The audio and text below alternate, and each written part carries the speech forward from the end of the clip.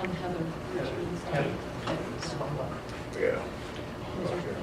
Oh, what's her last name? She got married a couple years ago at Stone, but it was Richmond. Read, rolling. Okay. It was very well attended. We'll go ahead and get started. I appreciate your attendance tonight. It's a Saturday night, and the fact that you made some time for us to take part in this for at least part of your Saturday night is flattering, so thank you.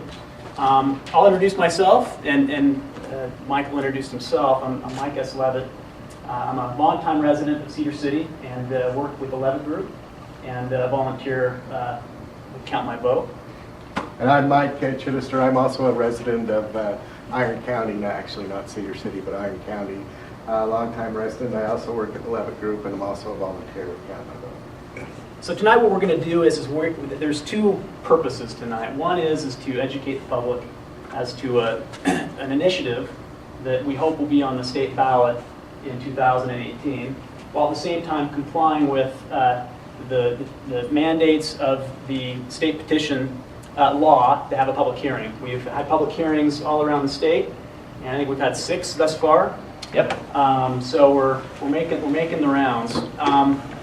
We have a presentation that we're going to go through that I anticipate will probably take maybe 15-20 minutes.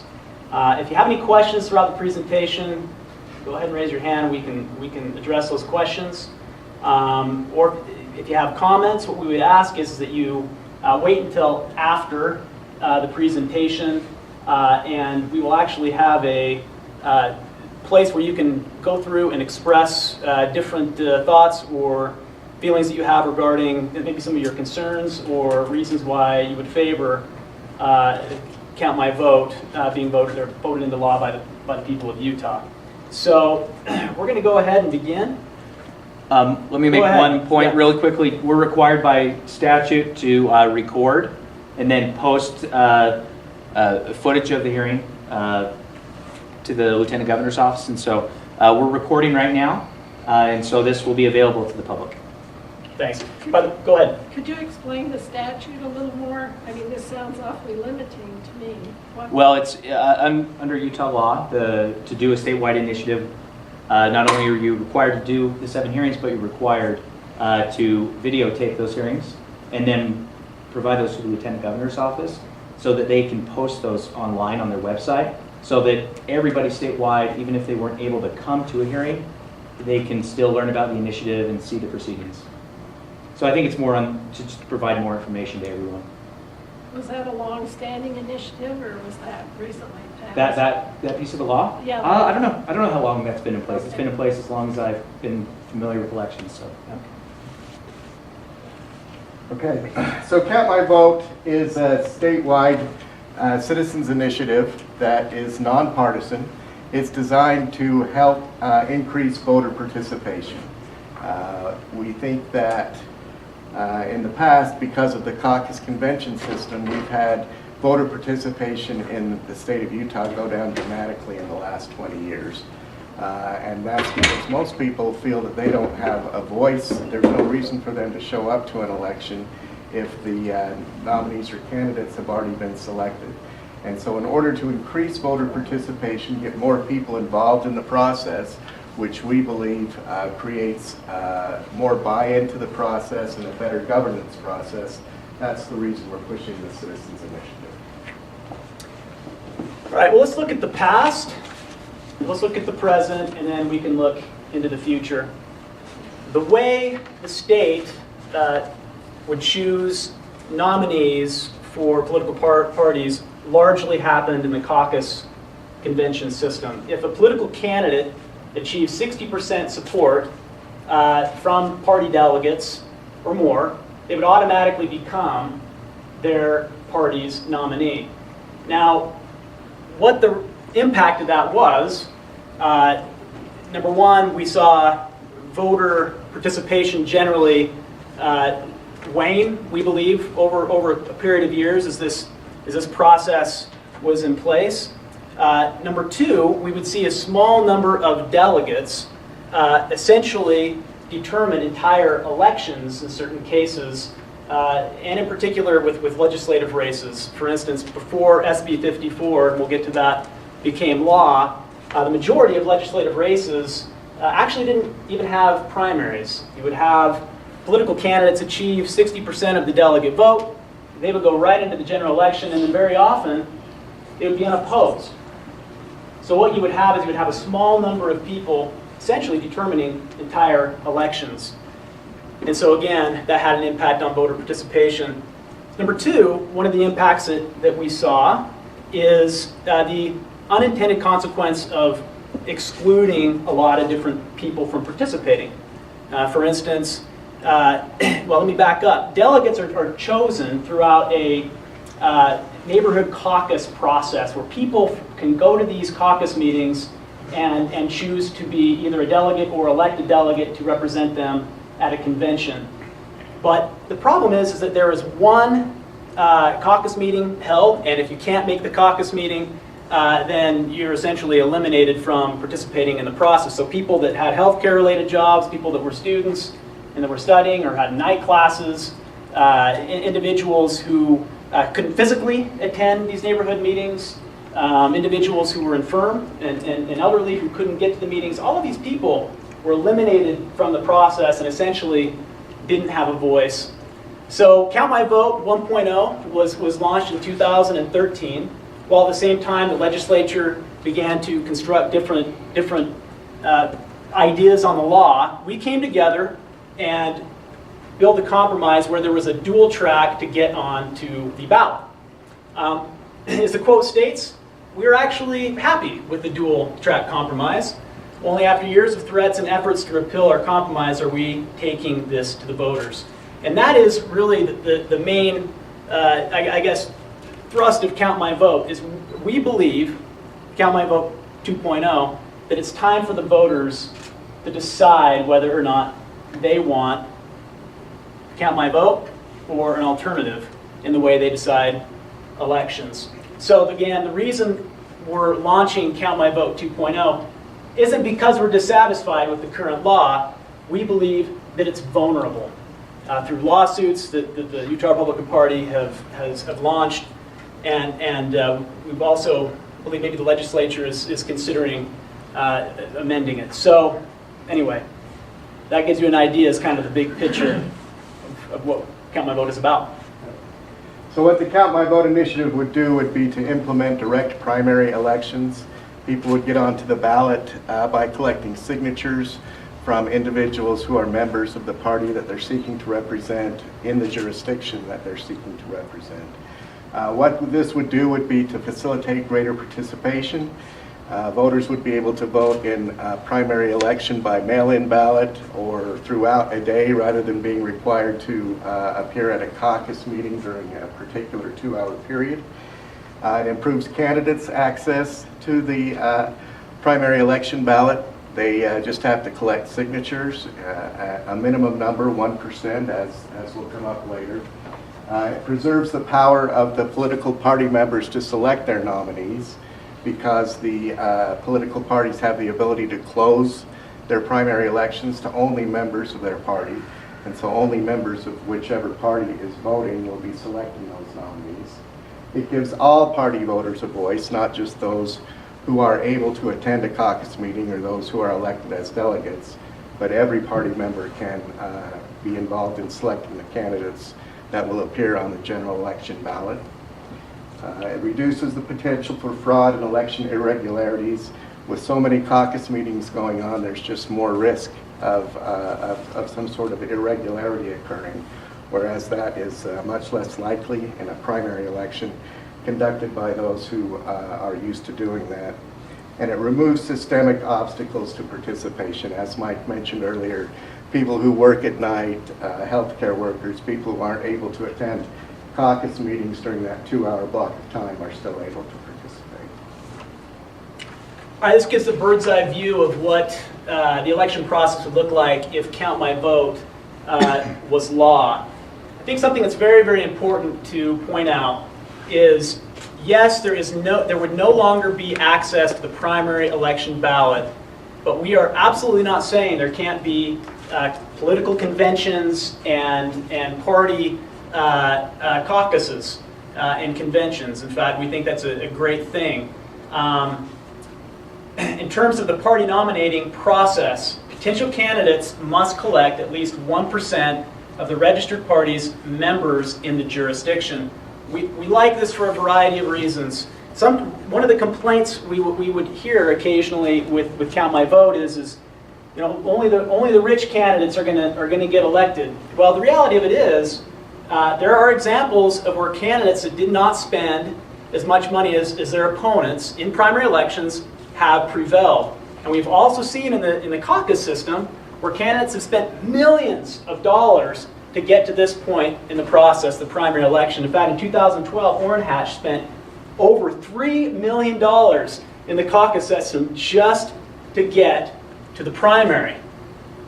What we like about this is when Joe Q. Citizen wants to get on the ballot, he only has to get 1% of registered party members' signatures in order to get on the ballot. A much, much less expensive way to get on to the ballot. Once the candidate's on the ballot, there's a primary election. The candidate with at least 35% and most voters wins the primary election. If no one candidate receives 35% or more, the top two candidates advance to go by mail runoff election. The winner is the party nominee. The important point is if nobody reaches 35%, the top two candidates then go off to a runoff, and then there must be at least 50% or more of that particular runoff in order for one candidate to become the party nominee. Question, Please. could you go back to the last? Yeah, you bet. So the 1% of registered parties members, that limits it to either Democratic or Republican, right?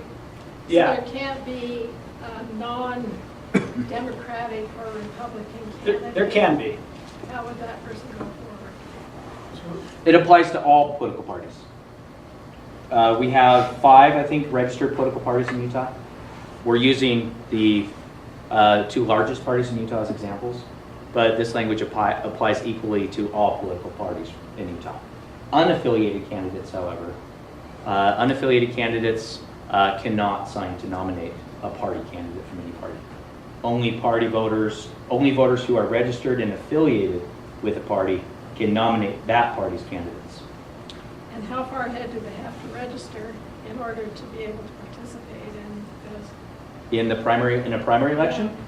For the candidate nomination, they just have to be registered at the time the county clerk or the lieutenant governor verifies their signature. So candidates can actually register new voters as they collect signatures.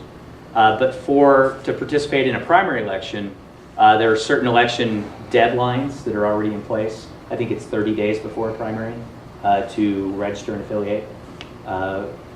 Is what it is right now. We don't touch that. We don't change that at all. Evan.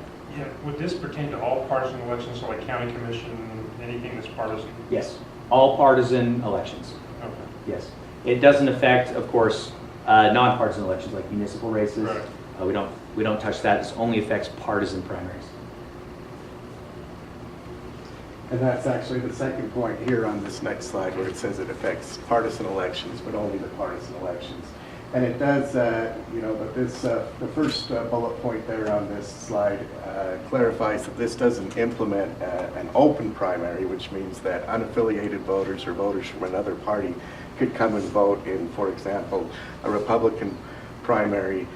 If the Republican Party says only Republican Party members can vote in this primary, then only Republican Party members can vote in it. It's not an open primary, it's not a blanket primary where you have all of the candidates of all of the parties participating in the single primary and you're going to take the top 2 candidates to the general. So if it's a direct primary, it's not an open or a blanket primary. And the bottom bullet point there clarifies again that political parties remain free to have their primary elections either open or closed. So right now, the Democratic Party in Utah allows unaffiliated voters to vote in their primary. The Republican Party does not, and that can stay the same under this proposal, under this initiative. Okay, Count My Vote initiative would implement a direct primary election by changing the way candidates gain access to the primary ballot, election ballot. We established that the candidate would seek nomination for office by collecting signatures from registered Utah voters who are affiliated with the candidate's same political party and who reside in the jurisdiction they're running to represent. Again, same political party. I think that's an important point. Acquiring the required number of valid signatures would place a candidate on their party's primary election ballot as a candidate for that party. So the intent of the 1% threshold is to make sure that you're serious and that you can't just go in and sign up and run. You do have to put forth some effort, but it's not so much effort that it is a serious impediment to getting on the ballot for someone who is serious about running. It's a level threshold that uses the same percentage for all Utah political parties, so it's a percentage, and so obviously if you have more members in your party, you're going to have to collect more signatures, but it's still only 1%. Party voters are able to sign nomination petitions for more than one candidate, so you're not limited to just supporting one candidate to get on the ballot. The bottom bullet point here gives you an example of the numbers we're talking about. For a statewide race, United States Senate, a Republican Party candidate would need to collect 6,514 signatures, and a Democratic Party candidate would need to get 1,595 signatures from Democratic Party members. Yeah. So what, on a hypothetical situation, let's say there's 100 registered voters of a certain party in one county, a small county. Does that mean they would only need one signature That's correct, yeah. to be on there for that particular For that county? party, yeah. Only registered party voters may sign to nominate a candidate seeking their party nomination. In other words, you can't just go and just get random signatures. They actually have to be a party or a member of your political party. Sample signature requirements kind of goes to your question. You can see specifically statewide race. If you're a Republican, you'd have to obtain 6,500, a little over 6,500. If you're a Democrat, 1,500. Kind of shows you the disparity between Republicans and Democrats in our state. And then you kind of go through the number and get a sampling as to how many signatures one would have to obtain in order to get on the primary ballot. Again, count my votes. Direct primary elections would not eliminate or prohibit the caucus convention system. I think that's just can't emphasize that enough. We're satisfied with the current law. Number one, and number two, regardless of whether or not the caucus system is a way to get on the ballot, it's a very, very important part of our process to maintain a caucus system so parties can go ahead and assemble and perhaps even endorse particular candidates. Political parties could utilize, as I mentioned, as an endorsement platform and also to conduct important party business. So the Governor's Office of Management and Budget did their fiscal impact analysis and put out their fiscal impact note on this initiative. They've estimated that the cost could be up to $3.3 million every 2 years.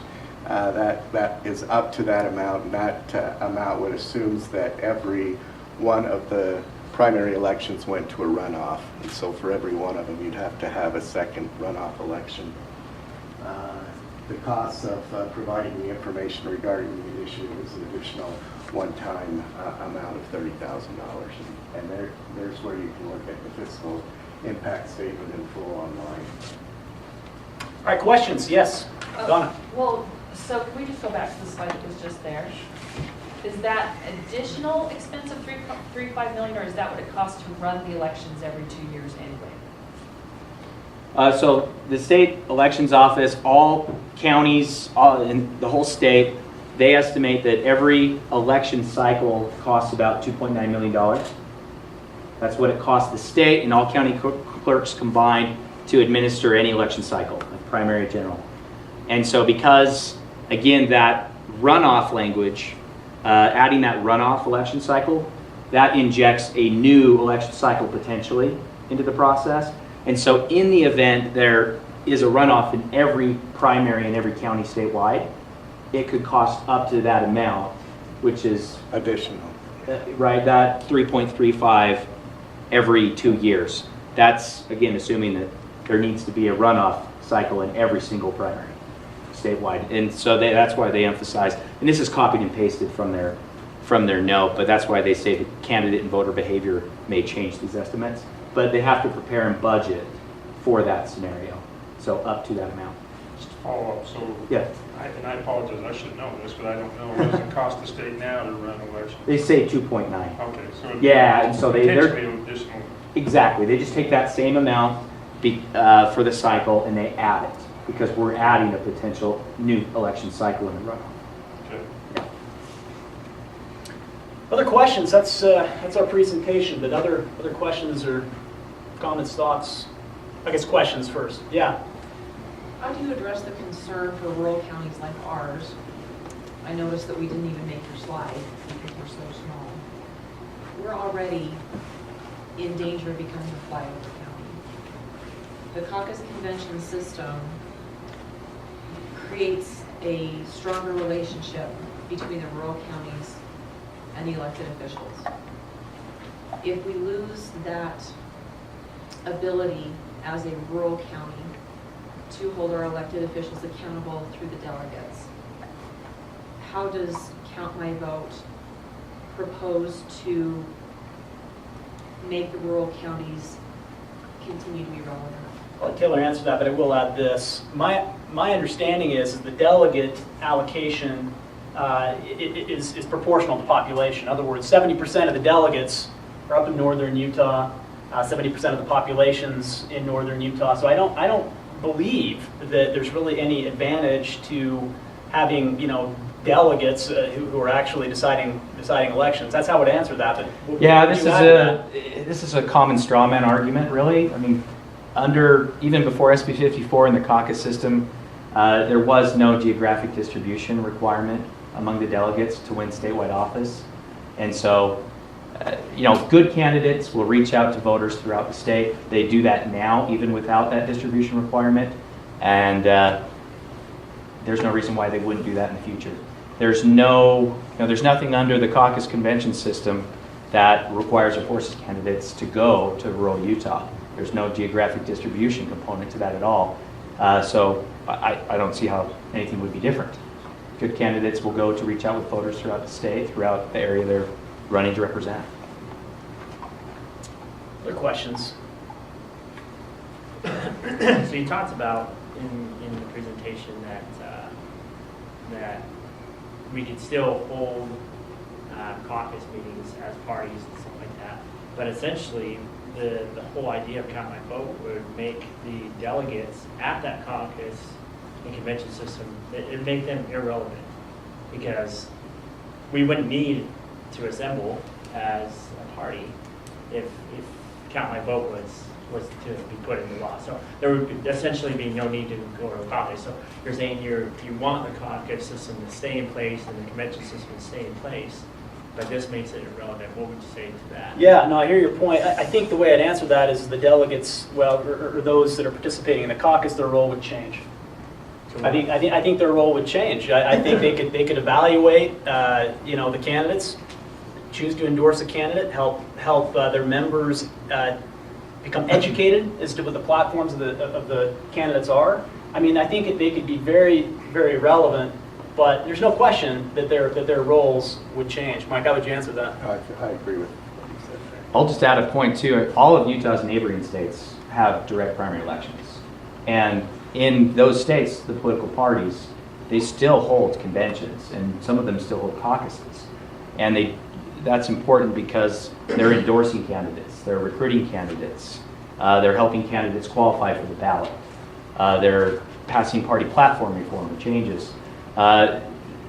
There's important functions that still happen through that system that are really useful to candidates, and essentially Utah's political parties can spend time supporting their candidates without having to administer their own internal election and help their candidates qualify for the primary election ballot. I would think if you were endorsed by your political party, that would be a big boost.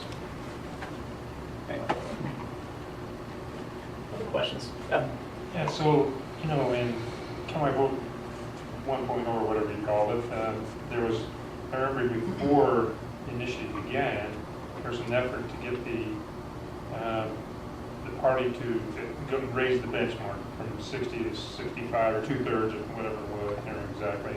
70. Yeah, okay, was it 7? Yeah, in I was 2013. thinking, 2/3, but anyway, bottom line is, at that point, it said, if the party will do that, we'll back off. That didn't happen, and of course, the initiative went forward, and then the result was SB 54. I know there's some effort right now, at least some people talking about, trying to, through the legislature, change it to 70%. This time around, 2.0, is that going to affect anything? It's a good question. Yeah, it'd be interesting to know what would have happened if we were able to have compromised and that threshold would have been raised. Would we be here now? Probably not. Obviously the process has taken its course. We're launching the initiative as to whether deliberations of the legislature would change the course. I don't think so, but that's probably one for Taylor to answer. Oh, I mean, I think we're open to all good options. I think the challenge is that a body, the party delegates in the Central Committee just have not been willing to be reasonable and come to that kind of an agreement. And unfortunately, again, I really like SB 54. I've been a delegate, been a precinct chair. I really like the caucus convention system and a lot of things about it. I like the dual track. However, every year it's under attack. Every year there's multiple bills up on the Hill trying to undo it or repeal it. Now the party sued and is now appealing again. There's too much uncertainty. It's just vulnerable. It's under threat every year. And so we came to a point where the decision was made that we've debated this for years, and let's put it before the voters, and let's just let the voters decide how they want to choose their candidates. I think that's a great point. There've been so many different people and entities, and looking at the issue. Let's let the people decide. Let's let the people weigh in. And honestly, we don't know what they'll decide. We have a preference, of course, but ultimately we'd have to see how the people ultimately will decide this. Yeah. So I agree with the idea of putting it before the voters. I think that's a very good thing that we should be doing. My question is, this is going to be on the ballot for all parties, right? So all parties are going to decide for every single party. So a Democrat would decide for a Republican on their vote. You get what I'm saying? So the Democrat or a Republican can show up, vote for yes for count my vote, and that basically, like, if it goes through, whatever, we can decide. It's everybody. Everybody would vote on this. Yeah. So if a certain political party didn't want count my vote, that would create a lot of discord, would it not, between the parties? Well, the state owns the ballot. I mean, I guess our position is the state owns the ballot. The election process, it's important that the state govern the election process. So I would say there's 650,000 registered Republicans in Utah, and in elections, Republicans are the highest voting group, and essentially any statewide initiative will be decided by registered Utah Republicans. And so it would require a strong majority of Utah Republicans in support of Count My Vote for it to pass. Good point. Other questions? What kind of timeline are you looking at? So in order for this to actually happen in time for next year's election, how many signatures do you have to? Yeah, we have to get a certain amount of signatures, I think, by April 15th. Yeah, 114,000 in 26 of 29 Senate districts by April 15th of 2018. Needs to be a certain percentage in each of those counties. Yeah, 10% of the votes cast for president in the last election in 26 of the 29. Last time in 2013 when we withdrew, we had 105,000 signatures statewide. And so we've done it. We know the process. We're confident in our ability, and we feel good about getting there by the deadline. Yeah. Just curious, it looks like there might be potentially five initiatives on the ballot this time around. What's your thoughts along those lines? How that affects this particular initiative? I mean, I'll speak and then Taylor. I think it's going to be a little more difficult, just to compete with people's attention. I mean, honestly, we got to get our message out and just do a really good job at it. I mean, the bottom line is there's going to be other issues for people to focus on, and it's just going to add that much more pressure on us just to make sure that we hold people's attention and get our message out.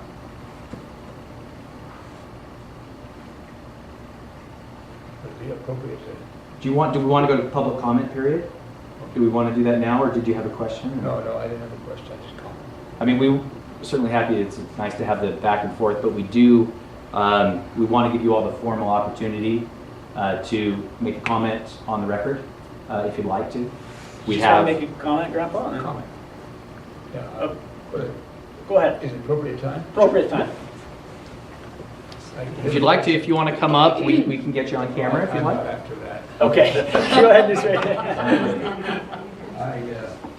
haven't met him in 07, but he's one that I want to use as an example as to what happened. And it's only one of many examples now that we've seen. But I forget what year it was, but a few years ago, and Evan had been a very good It was 2015, 2015. or 16, 13. or maybe.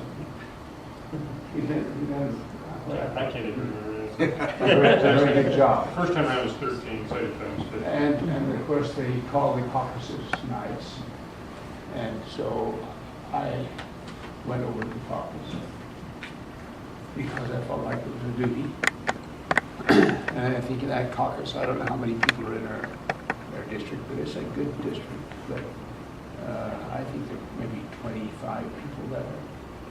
And they started to open up, for their discussions and collecting views, things of this nature. And they started the open process. And so they said, I'd like to be a delegate. Okay, so he gets nominated. Somebody else says, I'll nominate so-and-so. He gets nominated. And then suddenly somebody says, I move that we elect so-and-so unanimously, By by acclamation. acclamation, to be our delegate. We have two delegates, one delegate. And the chairman stood there, and it just was all but there. And I said, well, wait a minute. I'd like to hear the words of some of these people and see who they're supporting. Because this delegate is going to be there voting for not only a senatorial for the county, but every district senatorial is going to be voting for maybe the governor's race. In other words, who are they supporting? And the candidate they wanted to hear. And as they stood, the one that was earmarked to be the delegate, he responded as who he was going to vote for in one race, two races. And I raised the question about this. Anyway, to make the long story short, he didn't get elected. People started to stir, and they could see that they were kind of following somebody who was raising a question. He didn't get elected as a delegate. And then I lost track of it, didn't pay that much attention to it afterwards until after the county convention. And when the county convention took place, that one delegate that got changed there, was the difference between him being able to stand back up for re-election because he was lost by that 60% margin. Yet, when we come to the election then, I don't know what it was, but I think he had probably 70 or 75% of the popular vote. I mean, it's 154, but the 50, the one you have now. Senate Bill 54. I mean, I think that's good. But the challenge that's taking place continually by the legislature is making it so uncertain. And believe me now, and I've been on statewide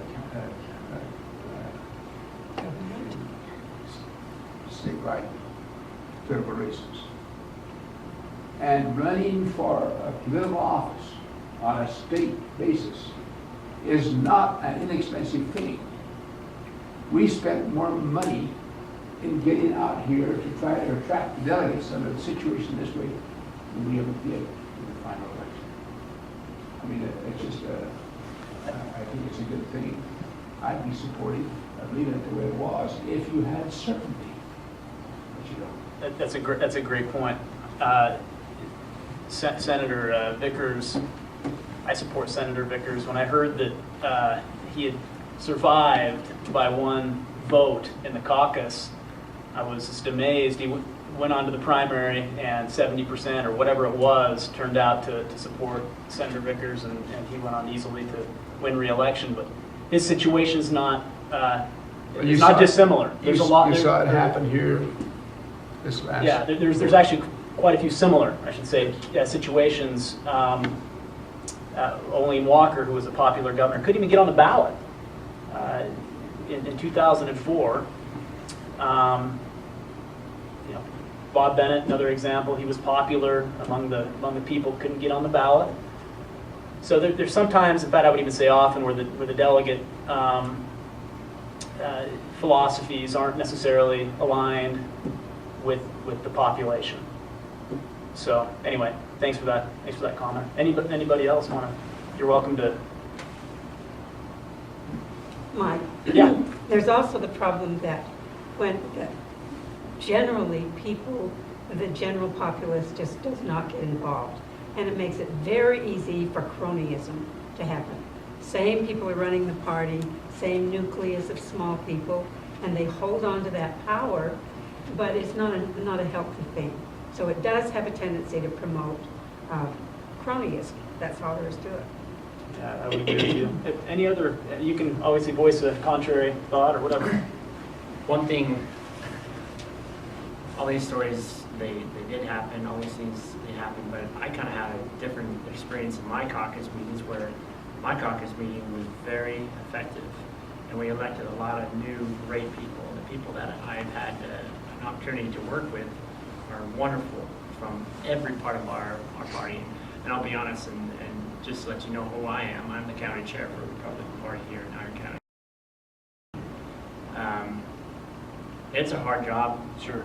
In my position, as you guys have seen throughout all political parties, it's a tough job. But what I'm seeing is dedicated people wanting to do what is right. Sure. What I see, No yeah, question. oh, absolutely, no question. I'm not saying that any of these comments or anything that are contrary to that, but what I see is Count My Vote is eliminating the need for that. The problem with endorsements is that doesn't really get you anywhere. I've seen a lot of people endorse a lot of people with money, would endorse them with their Facebook page, et cetera, et cetera. Those people don't get elected because of endorsements. They get elected because of good people showing up, doing their civic duty. And so this is the reason why I oppose the Count My Vote initiative, because I've seen the flip side of the coin. I've seen the good in what's going on, and everyone has. But what I see is Count My Vote stands in direct opposition to the good people wanting to participate. I can tell you now that you're trying to facilitate more participation. It will actually go the opposite way, in my opinion. And I'm not a pollster. I'm not, the super educated guy that has all these poll numbers and this stuff from the state and stuff like that. I'm just a guy, I want to do what is right, Sure. Regardless. And the people I associate with, they're the same exact way. And Count My Vote will make them step away. I know that for a fact. One of the things that's great about, that I appreciate what you're doing and others is that, they're getting involved. I mean, I think the fact that they're involved speaks volumes on their commitment to their party and country. And so I admire you and others who are involved that way.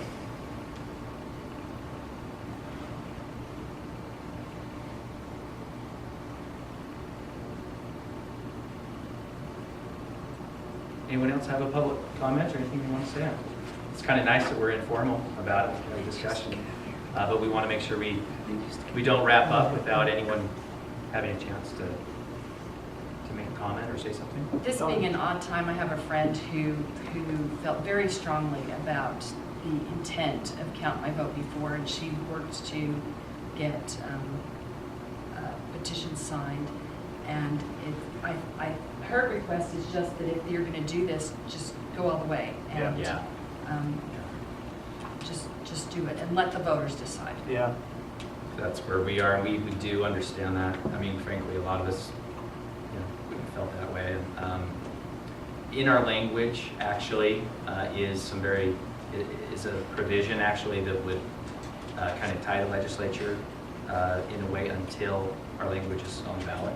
So we are considering that. Senator Vickers may or may not like that. Sorry, Senator. But the idea is that we do want to go forward all the way to the ballot, and so the voters can decide. We feel like actually we owe that to the people of Utah. So. Good point. So one important point too, our financial disclosures are all available on the Lieutenant Governor's website. We filed our first, a financial disclosure 3 days before this hearing. It's required by law. You can see that financial disclosure, all of our donations and expenditures today at disclosures.utah.gov. We do have a new political issues committee, and it's called Count My Vote. For our last initiative, it was a different political issues committee that's closed. The current initiative is Count My Vote, but all reports are still available online at the disclosures.utah.gov website. And this presentation, along with the full text of our initiative language, and our fiscal impact note, those are all on the homepage of our website, countmyvoteutah.org. Andrew, you and I only met today, but as the county chair, if Senate Bill 50, would the party stop challenging Senate Bill 54 could they just accept Senate Bill 54 as it is and stop challenging it and create that lack of vulnerability that is kind of behind this new effort? I don't know that I'm the person to ask that question to because I'm a local party chair. That would be up to the state chair to answer that question. But you have a pulse on the local party. Would the local party stop fighting? I mean, I probably shouldn't say this, but I stopped going to convention meetings because I didn't want any more of my money opposing this effort. They've been told no and no and no, and I wasn't going to put any more of my money in that pot. I've got a mix of people. Again, as a chair in the Republican Party, we have a mix of people that have different views. We have a good percentage of people that support SB 54, and then there's a good percentage of people that like the Count My Vote, but I think the majority of the people just want to be able to associate as a party, independent of anything the state forces us to do, or outside of election fraud and things like that. But as far as a blanket statement, I mean, I can't really. Because Senate Bill 54 was the way to preserve that caucus system, Right. and the party just keeps kicking against it, which doesn't make sense to me. Most of the push financially and stuff is coming from the state side of things. So I can't really answer that 100% because I have a broad range of people that I talk to and opinions that I hear all the time. And as a chair, I also have to follow certain votes as far as delegates and things like that, and I uphold those things. So if they were to decide to go one way or another, then I would uphold those votes and stuff. So.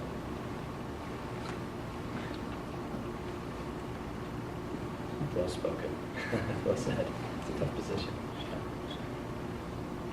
Thanks. We're good. Yeah. Thanks for coming, everyone. Thanks for coming out. Appreciate it. Yeah.